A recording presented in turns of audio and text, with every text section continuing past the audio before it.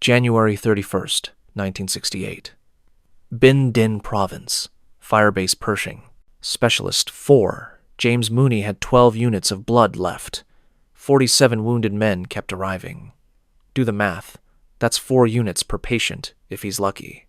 But most of these soldiers need 6, 8, 10 units just to survive long enough for surgery. So what do you do when the blood runs out and the wounded keep coming?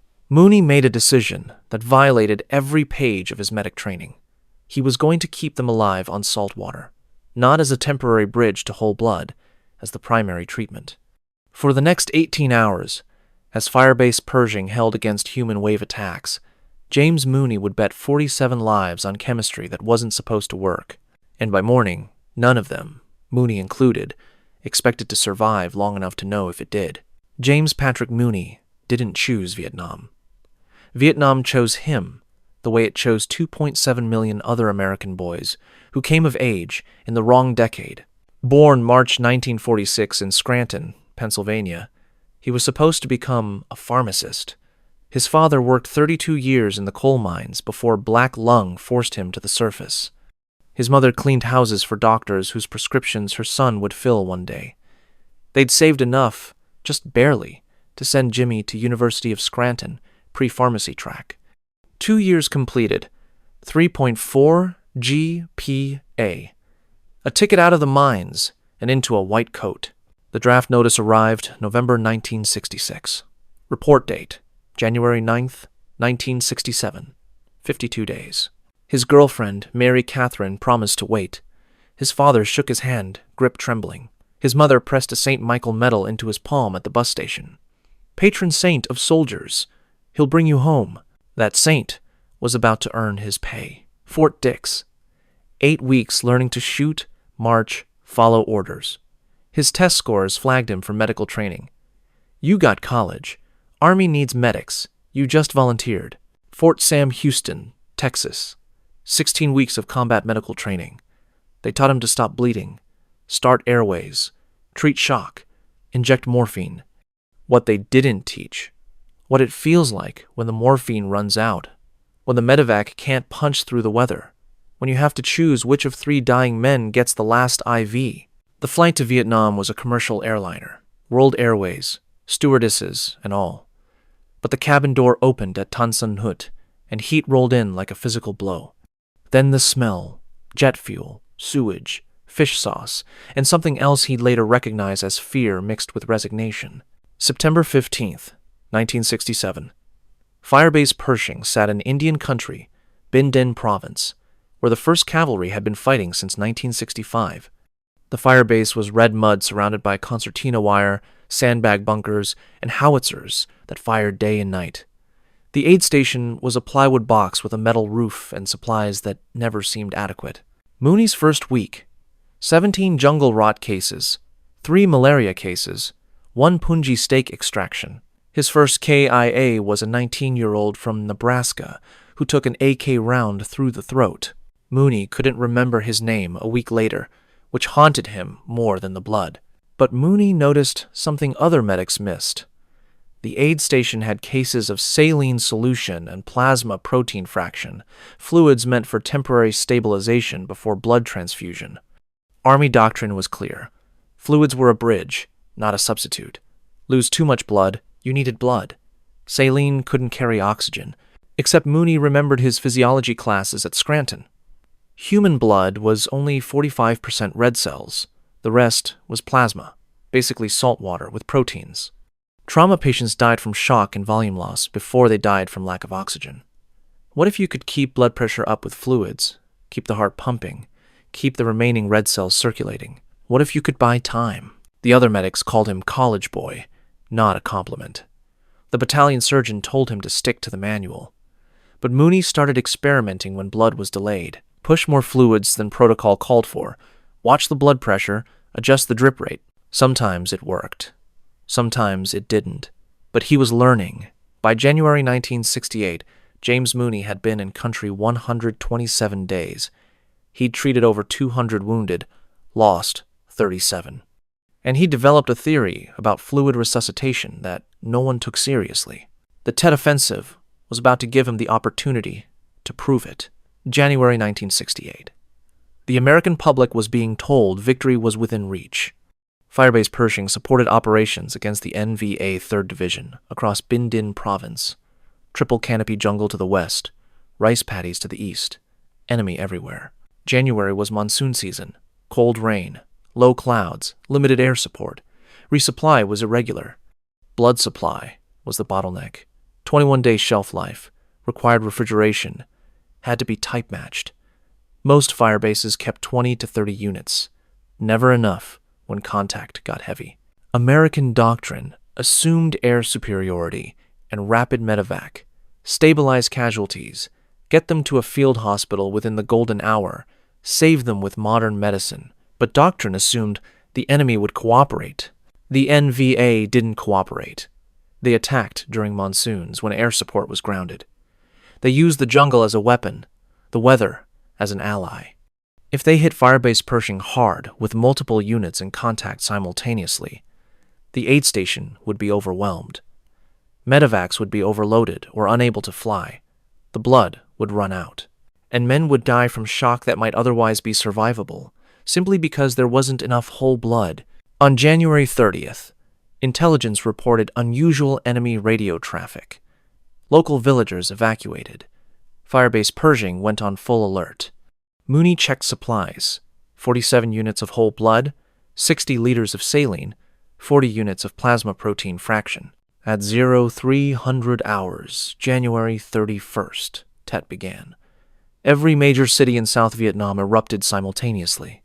And in Binh Dinh Province, 3 NVA battalions hit American positions across 30 kilometers. Firebase Pershing's aid station was about to become the busiest 50 square meters in Vietnam. The first casualties arrived at 0347 hours. 3 wounded from an overrun listening post. Mooney stabilized them, started IVs, had them on medevac birds within 20 minutes. Textbook. Then the radio net exploded. Alpha Company in heavy contact. Bravo Company ambushed. Charlie Company mortared at their defensive position. Firebase Pershing itself started taking 82mm mortar rounds, walking across the perimeter, probing for the ammunition bunker, the aid station. The Hueys came in waves. 2 birds, 3, 5, stacked in holding patterns. Each brought 4 to 6 wounded, sometimes more stacked like cordwood. Gunshot wounds through chest, abdomen, extremities. Shrapnel from mortars and RPGs. Burns from white phosphorus. The smell of blood, mixed with cordite and aviation fuel. Mooney worked with Sergeant Tom Chen and PFC Deshaun Williams. Practiced choreography, airway, breathing, circulation, IV, morphine, bandage, next patient. No time to think. Just move.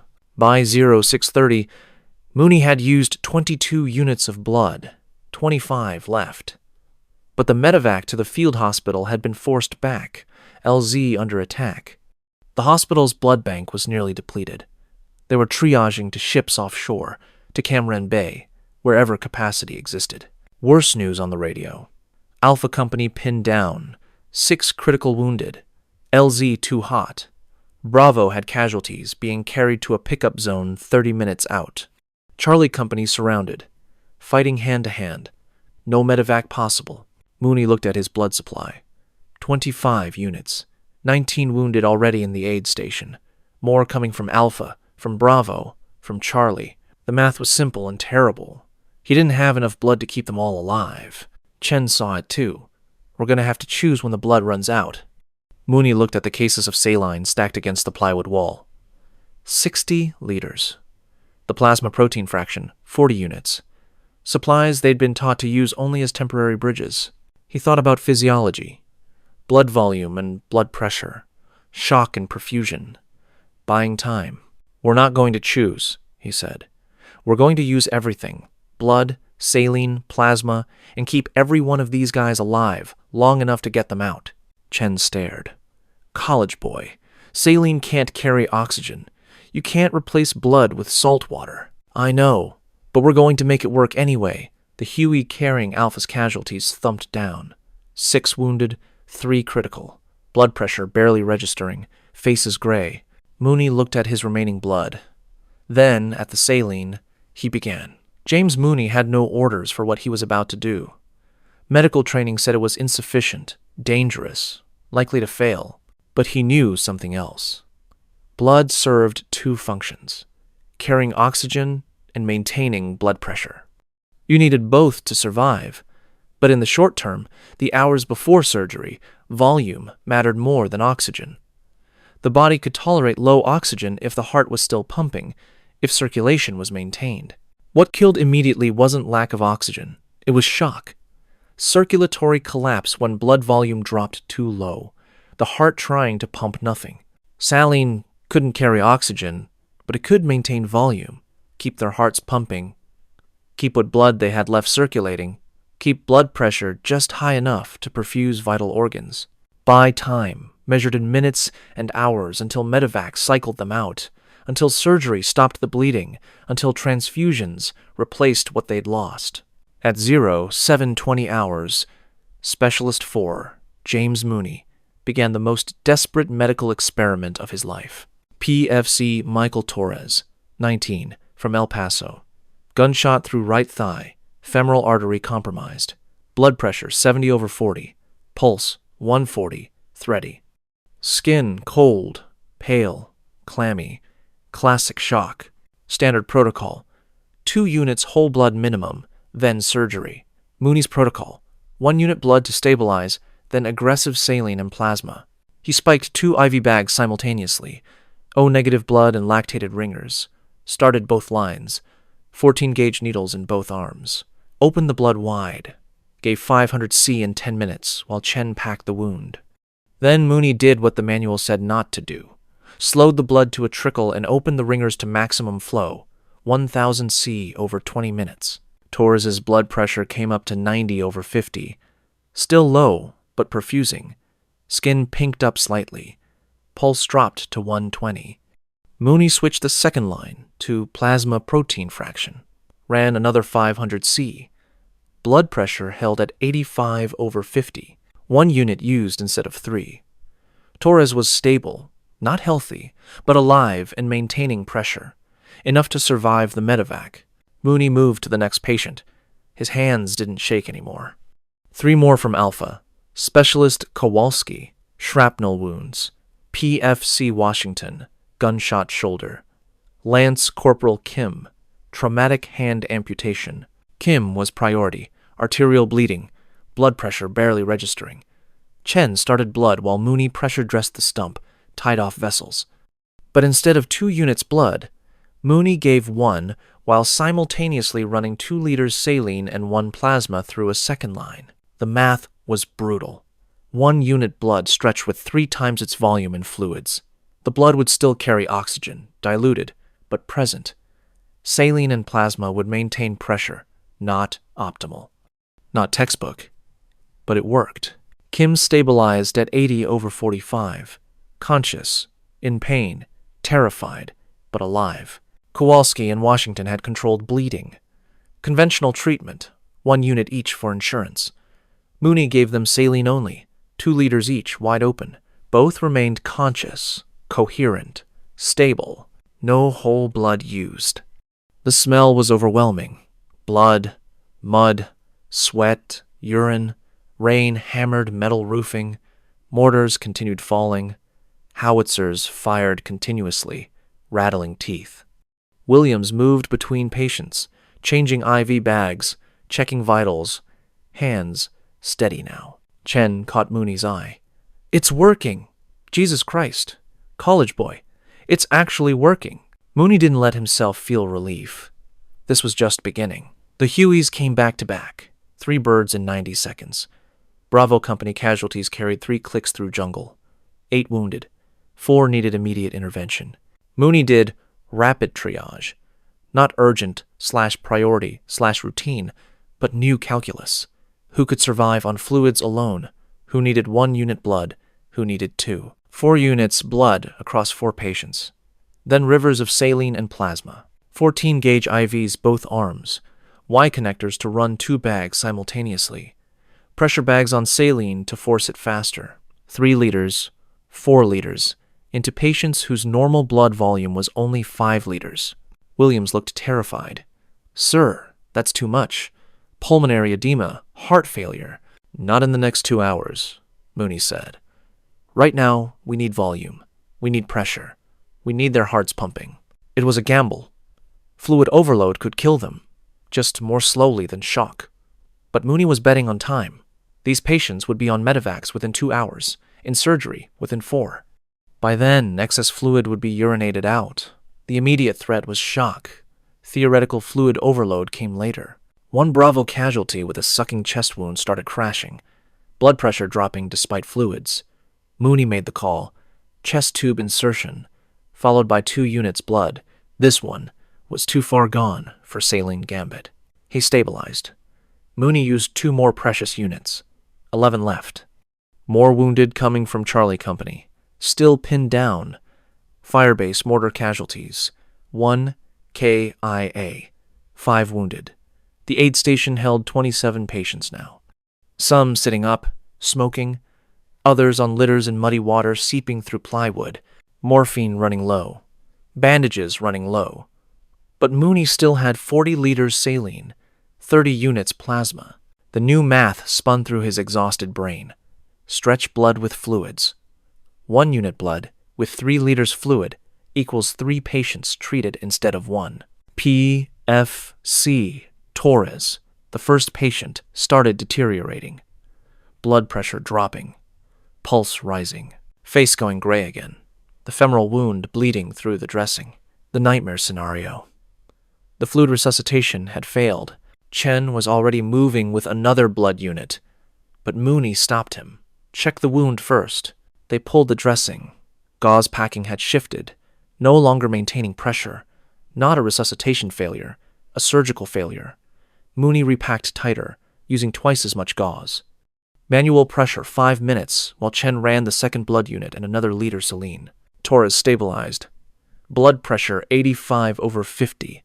Pulse 115. It hadn't been the fluids. It had been the wound. Mooney marked it mentally.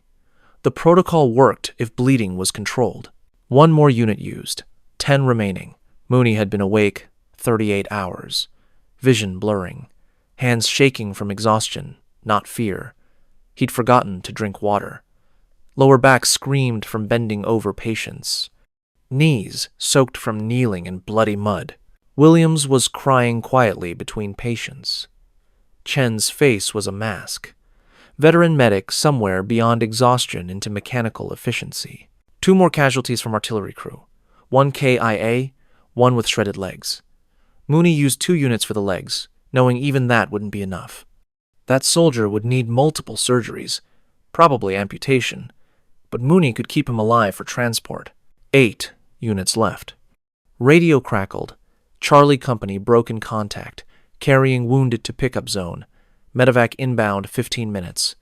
Casualty count, 11 wounded, 3 urgent, 2 KI as left behind. Mooney looked at remaining blood. 29 patients in the aid station, 3 urgent from Charlie incoming. Standard protocol. Those 3 would need 6 units. He had 8 total, unless he continued the protocol. Unless he stretched those 8 units with aggressive fluid resuscitation. It wasn't a choice.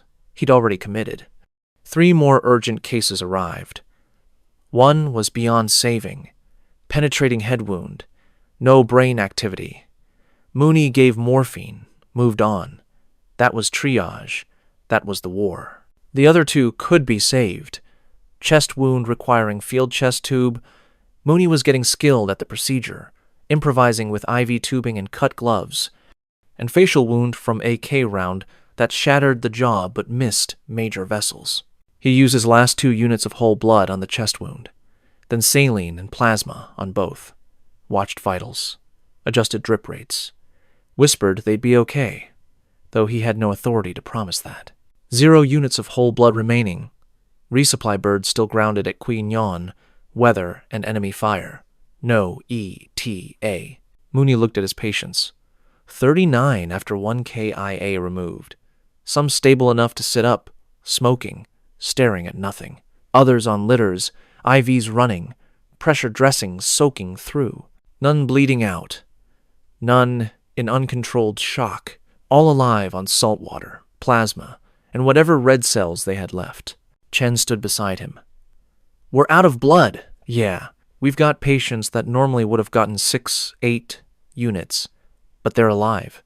Yeah, how the hell are you doing this? Mooney didn't know how to explain the physiology, the compensation, the gamble. They're not dead yet. That's how. The next 3 hours were the longest of James Mooney's life. More casualties trickled in, fire-based mortar victims, minor contact, exhaustion accidents. None required whole blood, which was good because there wasn't any. Mooney rotated through patients, checking vitals, adjusting drips, changing dressings. Torres, 6 hours on minimal blood and maximal fluids, was still stable at 80/50. Should have been dead. Instead, conscious, in pain, scared, but alive. The chest tube patient oxygenating adequately. The bilateral leg fractures holding with pressure dressings. No one crashing. No one dying who hadn't been dying on arrival. The rain continued. Mortars less frequent. Radio traffic suggested the assault was broken, enemy withdrawing. Firebase Pershing had held. At 16:30 hours, weather broke enough for sustained medevacs. Hueys began cycling rapidly, pulling urgent cases first. Each bird took 4 to 6 patients. Mooney stood at the LZ shouting conditions over rotor noise. This one got 2 units. Lactated ringers, plasma, BP holding 85/50. This one saline only, 4 liters, BP 90/55, stable for transport. Crew chiefs looked at him like he was speaking another language. 2 units for femoral artery, saline only for significant trauma? It violated everything they knew. But the patients were alive. That was the only metric that mattered. By 1800 hours, 34 evacuated. 5 remained, stable enough to wait, or injuries minor enough they'd stay on firebase. The aid station was empty except for blood, mud, and the smell of trauma. Mooney sat on a supply crate and stared at nothing. Chen handed him a canteen. How many we lose? Mooney thought. 4 KIA. 2 died of wounds before we could help. How many you save? 47 patients had come through requiring IV resuscitation. 6 died. 41 survived to medevac. Normal circumstances, normal blood supplies. Maybe 35 saved. 12 lost to shock when blood ran out. 41, he finally said. 41 made it out alive. Chen nodded. On 12 units of whole blood and more salt water than I've ever seen. Mooney closed his eyes. The exhaustion was crushing, absolute. But something else was there. Not pride, just quiet recognition. He'd broken every rule, violated every protocol, done things the manual said wouldn't work. And he'd kept 47 soldiers alive through Tet's first day on 4 liters of blood and 60 liters of saline. Major Holloway, the battalion surgeon, found Mooney at 0800 hours. Walk me through what you did yesterday, Mooney explained. The fluid resuscitation protocol, stretching 12 units across 47 casualties with aggressive saline and plasma. Holloway listened. How many you lose? 6. 4 KIA. 2 died of wounds. How many should you have lost? With normal blood supply, another 6 to 10 would have died from shock before evacuation. Holloway was quiet. Then, you understand you violated doctrine. Every page of the trauma manual. Yes, sir. You understand what you did was experimental, untested, could have killed patients. Yes, sir. You saved lives yesterday, Mooney. I don't know how many exactly, but you stretched our blood supply beyond what should have been possible. I'm recommending you for the Bronze Star. Mooney didn't know what to say. Sir, I was just trying to keep them alive. That's the whole job, Specialist. The recommendation came back as Army Commendation Medal. Less than requested, but significant. Citation. Innovative approach to mass casualty management directly contributed to survival of numerous casualties. Didn't mention the saline, just innovative approach, but word spread among medics. At other aid stations across Bindin province, medics heard about the guy who'd kept 47 wounded alive on 12 units. Some thought it was exaggerated, some impossible, but some started experimenting when blood ran short. The 1st Cavalry medical staff took notice. Not officially, the Army didn't change doctrine on one medic's gamble. But unofficially, in briefings and informal training, the lesson was passed. In mass casualty with limited blood, aggressive fluid resuscitation can buy time. Don't rely on it. Don't make it your plan. But know it's possible. James Mooney didn't feel like a hero. He felt like a survivor who'd gotten lucky, and he still had 210 days left in country. Specialist 4 James Patrick Mooney rotated out September 22nd, 1968. He'd served 372 days, treated over 600 wounded, lost approximately 80. He stepped off a commercial airliner at Travis Air Force Base wearing his uniform. There was no parade. Protesters were visible through terminal windows, carrying signs about war crimes. He changed into civilian clothes in an airport bathroom. His parents met him in Philadelphia. His mother cried. His father shook his hand, but there was distance in his eyes.